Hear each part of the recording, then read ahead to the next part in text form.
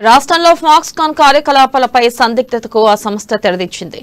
కొంగరకలాన్లో manufacturing unit స్థాపిస్తామని Foxconn chairman యంగ్లు తెలిపారు. ఈ మేరకు సీఎం కేసీఆర్ కు ఆయన లేఖ రాశారు. ఈ నెల 2న రాష్ట్రానికి వచ్చిన యంగ్లు తన టీంతో కలిసి ప్రగతి భవన్ లో కేసీఆర్ తో భేటీ అయ్యారు. అదే రోజు సాయంత్రం మంత్రి కేటీఆర్ తో కలిసి టీ వర్క్స్ ను ప్రారంభించారు.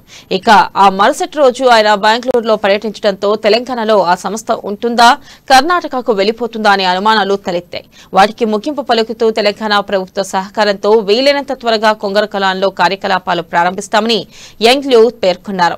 ఇక హైదరాబాద్ లో తమకు ఆత్మీయ ఆతిథ్యం లభించిందని, తమ హైదరాబాద్ బస చాలా అద్భుతంగా జరిగిందన్నారు.